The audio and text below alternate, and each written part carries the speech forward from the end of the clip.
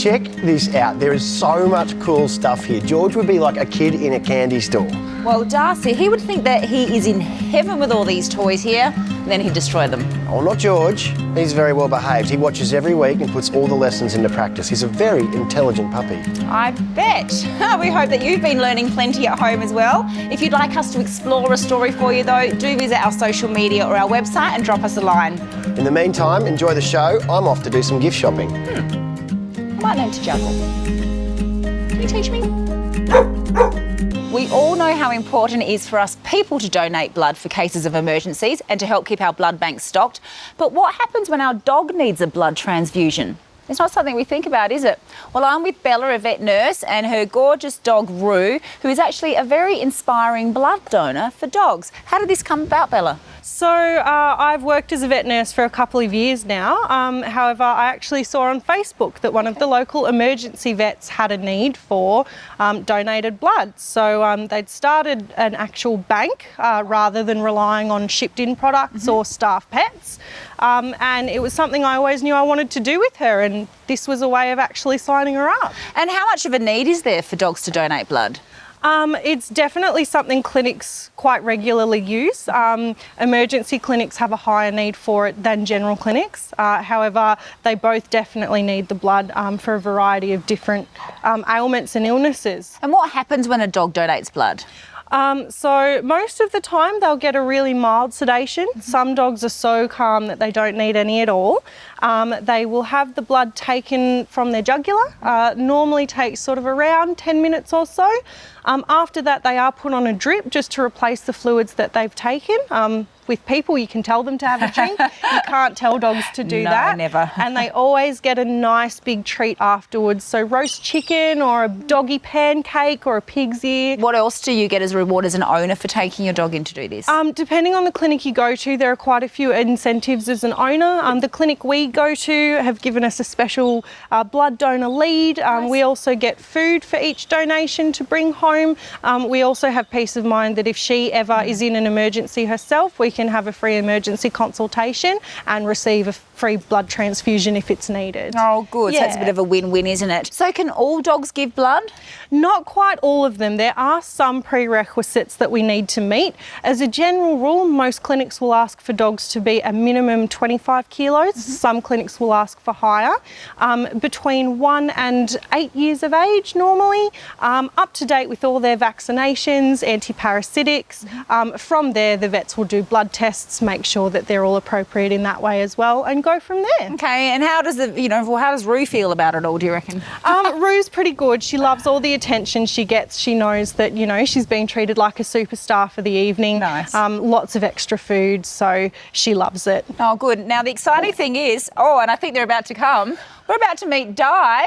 I think Alou, who happens to be the recipient of Roo's blood. So basically, Roo here saved Alou's life. So we're about to meet them. Di, why did Alou need a blood transfusion? Alou needed the blood transfusion as the result of an emergency surgery that she needed to have.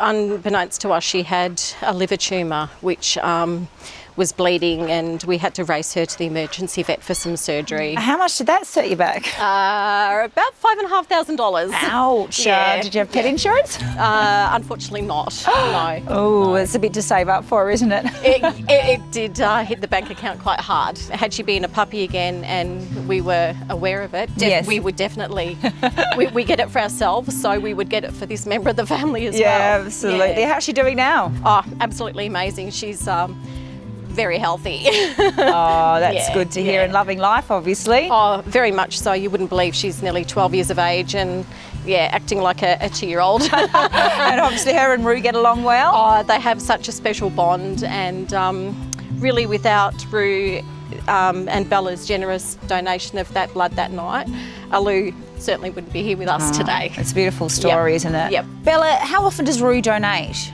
So Roo only donates twice a year.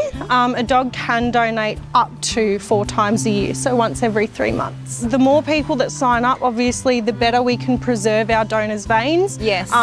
Decrease the instances they need to go in. Everyone shares the load. Our blood donors have wonderful temperaments, but the less they have to go in, obviously, the less of a potentially negative association they have. Yeah, absolutely. And we want to keep it positive for all of them. Of course, Yeah. of course. Oh, great. Well, if you'd love to find out about the Bloodhound campaign and how you and your pooch can get involved, visit the HIF website. Thank you both for joining us. Thank you, Alou. Yeah, gorgeous girl, aren't you? Thanks, Roo. How wonderful.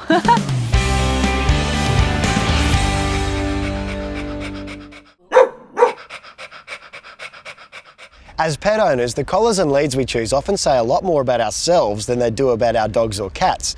Sometimes we go for a flashy, blingy kind of collar. Sometimes we like to make a more conservative approach. Either way, there's always a product to suit everybody's personality. I've got Monty here from Gummy Pet Products, and his products are going to feature in a fashion parade today with our very own Pooches at Play models. Monty, before we get started, quickly tell us a bit about Gummy Pet Products. Yeah, sure. Gummy Pet Products started 15 years ago. We developed rubber collars, which are great for dogs that swim in water. George loves a swim. Well, he will love our collars. They're very durable, they're not frayed, discolour, and they last a long time, long time. Well, I cannot wait to see these products on our Pooches. Let's get this fashion parade underway. Yeah, let's do it. First up, we have the gorgeous Poodle Coco and her equally gorgeous owner, Tess. Monty, what's Coco sporting this morning? Coco is wearing our latest purple spike glow-in-the-dark collar, and they come in 4 other colours: pink, red, black and blue. Now, she may look cute and pretty, but I'm sure there's a tough girl inside. I'm sure there is. And I'm sure we can say the same about her owner, Tess. Darcy, what a tough-looking boy you are today. Tell us about what Darcy's wearing, Monty. Geez, little Darcy's wearing a black bling collar and he looks awesome in it. I do love the black on you, Darcy. Makes you look very tough, although it is a bit hard to see this collar under the fur, Lara. Looking very scruffy chic as always, Darcy. Well done. Approaching the dog walk now is the elegant Ellie and her capable chaperone Remy. Monty, what's Ellie sporting today? Ellie is wearing a red dome metal stud collar, also made out of rubber, and it's a type of collar that makes your dog look a little bit tough, but not aggressive. Thank you very much, Ellie. Next up, we have probably one of the most potentially handsome dogs of the day, George for Jolie. George is sporting the Federation collar in blue. Monty, tell us all about it. It's also made out of rubber. The white bits glow in the dark, so if you want to find your dog, if he's hiding, easy to find. And they also come in a pink. Ooh, what do you think about pink, George? Does that sound good? I'm very excited about the white glow-in-the-dark bits. Very handy for finding him when he runs off in the dark and gets up to mischief. And last but not least, I think this might be my favourite collar, Monty. Really? We have Sari and the flashing star collar. Yes, these are flashing collars, battery operated. They're great for dogs who walk at night, but they're not waterproof, they're water resistant. So best not to take these collars in the water, but I don't think Sari would mind. I think she looks more like the lady who'd like to have a bit of a lounge on a chair somewhere, or around a pool perhaps, with some sunscreen and a nice doggy cocktail. Yeah, nice mojito, Yes, I think. She a looks like a woofito. Yeah, Yes. woofito, that's it. Yes. What an incredible display of furry fashion. Monty, thank you so much for your Gummy Pet Products. Pleasure. And of course, a big shout out to our gorgeous models. If you'd like to learn more about Gummy Pet Products, they're in all leading pet stores across the nation, or head to gummypets.com. Who would have thought that leads and collars could say so much about our pets? And of course, ourselves. For sure. I'm here with apparently Australia's happiest man That's on me. TV. That's me. JC superstar, Jono Coleman. G'day, mate. Hello there, Good to Gyton. have you on. Who have we got here? This is Banjo, the wonder dog. Banjo, who's like 10 years old and a bit chilled out at the 10 moment. years old. I know, he's a spoodle. He's half poodle, half spaniel. Tell us a bit about your 10 years you've had with Banjo. Well, when we came back from England, 2007, we thought the kids need someone to look after them. And it's not going to be me or Margot. So we thought, we'll get Banjo. They're very guard caring, dog. aren't He's lying here going, so we got Banjo. He's great. But in this area of Sydney, it can be a bit sort of wildlife prone. You've got your possums and you've got It your is quite bushy, isn't it? bush turkeys and also ticks. Ticks? Oh no, has he been bitten? A couple of times. Oh, just a couple of times? Yeah, just a couple of times. How'd you go? Well, he's pretty good as long as you get him to the vet, because there are those, what are those ones that they call that sort of like making Paralysis ticks. Yeah, like me on a Friday night sort of tick. Yeah, So we took him up to the vet imagine. and they put him on a drip and they observation for about 24 hours. And it ends up costing more than it does for me or the kids to get sick. Yeah, It was about yeah. $1,000 later. It's like, he's all right. He's kind of going, whoa. But they are very dangerous. They can actually do damage to humans, not just banjos as well. Absolutely. But he's a lovely dog, though. He's a beautiful dog, and you know what they say about dogs looking like their owners. I said, just look at your beautiful Grey colour hair. of your hair here. It's quite Yes, fetching. working on the 10 network, they make us dye our hair. I mean, no, I put a little bit of lemon juice in it when Jason Donovan and I go surfing. But it's kind of like we're up at the same sort of speed, me and Banjo. Well, I'm a little bit nervous now. I think I'm going to go check myself for some ticks. I can do that, or I can get my wife for a special extra fee. That sounds very exciting. Thanks very much, John. Thanks for having me on the show. welcome. And never work with dogs, children, or old TV presenters. W.C. Fields said that. I'll keep that in mind. Nice boy. Hey, good boy. Good actor, too. Hey.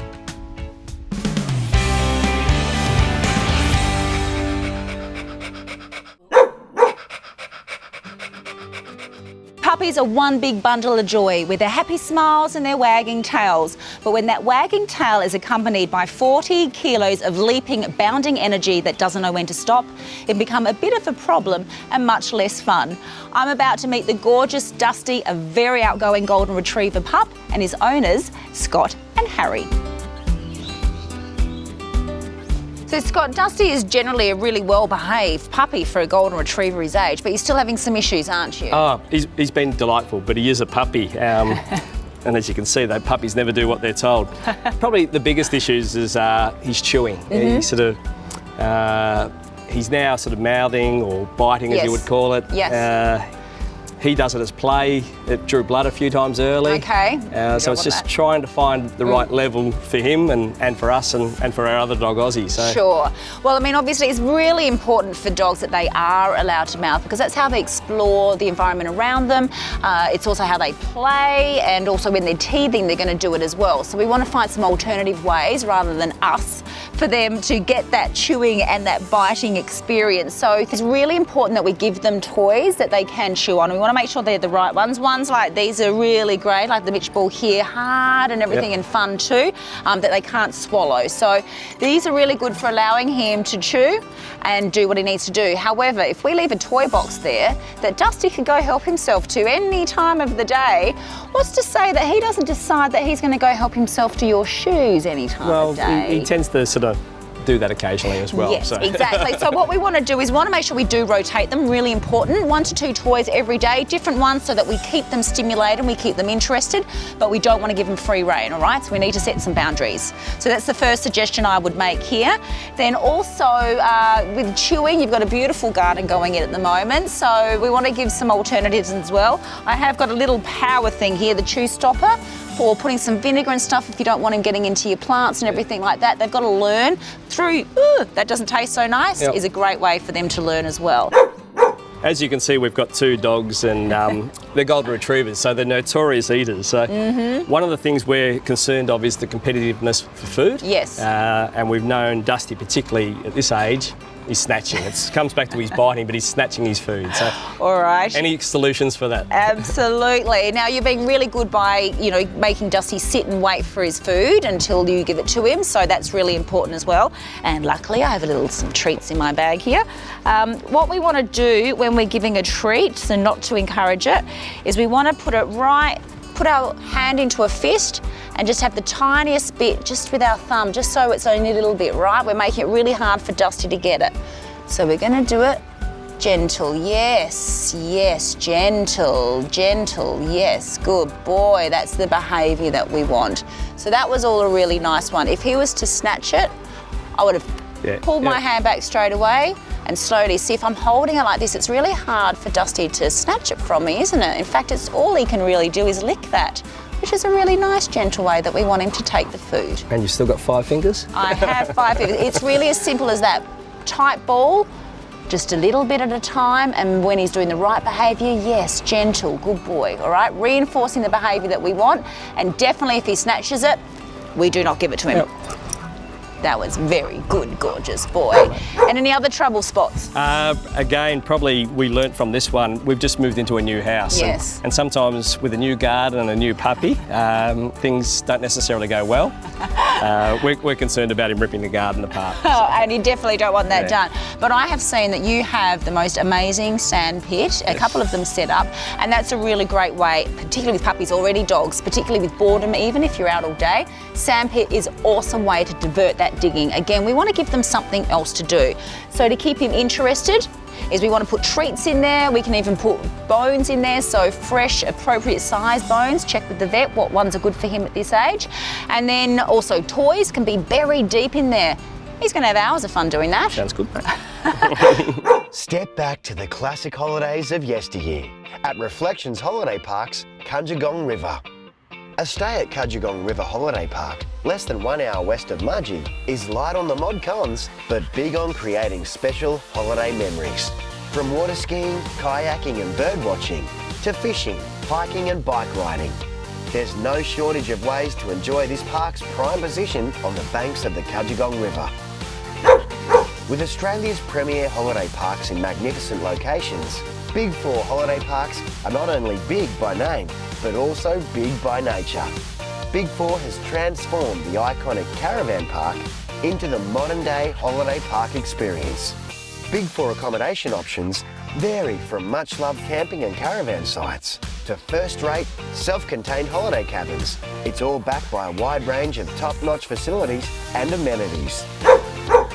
If you're looking for a place to stay in the high country north of Toowoomba, then check out the Crow's Nest Caravan Park. Set on over 7 acres of rolling lawns and gardens, it's quiet and clean with plenty of green.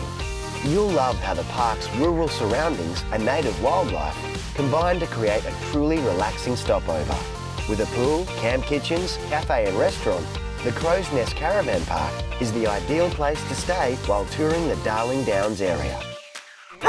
Since 1990, Family Parks has represented independent caravan parks and campgrounds, promoting fantastic holiday destinations for travellers young and old. Family Parks has by far the most pet-friendly destinations of any group. They understand that many of their travelling customers like to bring their pets with them. With so many great caravan and camping parks throughout Australia and New Zealand, Family Parks is more than just a holiday. It's a unique holiday experience.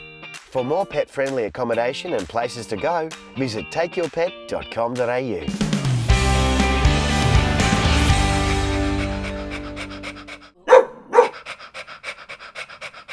If you're thinking about getting a puppy soon or already have a recent furry addition to the family, it's important to know how to care for its health and well-being, and food plays a major part in that. Mick, what should we consider when looking at our puppy's food? Puppies are no different to babies, Gyton, and it's really important that what you do in the first year kind of sets them up for the rest of their lives. They're more work if you ask me. Oh, and they're also really, really active. I'm sure there's a few people that have had a few chewed out couches out there. So it's really important that their diet is really jam-packed with good calories to make sure that it facilitates not only their activity levels, but also what's really important and what they need as they're growing. DHA is also really commonly used when we're talking about babies, human babies, and so DHA is really vital in really kind of establishing and supporting brain development and health. So high calorie, high protein diet to make sure that they're got lots of energy for the day. And also, you generally should have your puppies around 8 to 10 week mark transitioned onto solids as well. Right.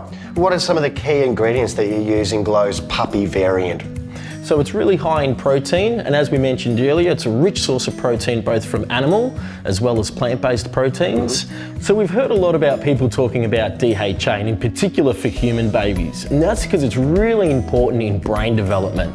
So we've made sure that we've actually sourced our DHA in a far more economical and sustainable manner so that we can jam-pack it across all of our variants and make sure there's heaps of it going into our puppy food, which is really, really important. Well, that's really helpful. And how often should we be feeding our puppies? So you really should feed your puppies 3 times a day. Now that doesn't mean that you feed the daily feed 3 times, which some people sometimes get confused about. You take the daily feed requirement and you literally split it out. You do a morning feed, a lunch feed, and an evening feed.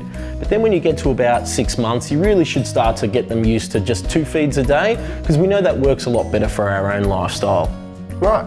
You got any other tips on how to raise a puppy? Yeah, well, when people bring a new puppy home, they generally get a little bit excited. Yeah. So you got to make sure that you keep routine and disciplined habits in place from day one, so you don't have problems down the track. So making sure that you use treats to reward and bond, whilst of course you're also doing a lot of training, making sure that you take them to the bathroom at night, first thing in the morning, and really until they're toilet trained, you should probably bring them out every 30 minutes to every hour. Right. Man, I wish I'd known this when George was a puppy. Yeah, it probably would have helped, eh? Oh, it was a nightmare raising him. You can find out more about the Gloam range exclusively to all PETstock stores across Australia and New Zealand, or check it out online at petstock.com.au. Would you like to win a Pawsome prize pack valued at $3,000 for you and your furry friend? Thanks to our wonderful partners, one lucky viewer is going to win a $500 PETstock gift voucher, a year's supply of Glow dog food, $500 worth of Big Dog Pet Products, a year's supply of Vita Pet treats, $200 worth of Gummy Pet Products, and for you, an amazing $500 massage and wellbeing voucher from HIF. All you have to do is tell us the name of a dog that has appeared in one of our Pooches at Play segments and why your pooch deserves to win. It's that easy. We also have 10 $50 PETstock gift vouchers with a Take Your Pet travel pack to give away for runners-up. To enter, visit the Pooches at Play website. I don't need a bag, thanks, bae. Do you think George will look good in this? I think that's more Darcy's style. Yeah, he is more into the frilly numbers. A bit like you. Hope you enjoyed this week's episode. That's all we've got left for this show. We hope you enjoyed it as much as we had fun shopping. This has been awesome. George is going to love all these presents, and the show's been lots of fun too. We'll see you next week. See you next week. Do you reckon George will enjoy this? Yeah. What is it?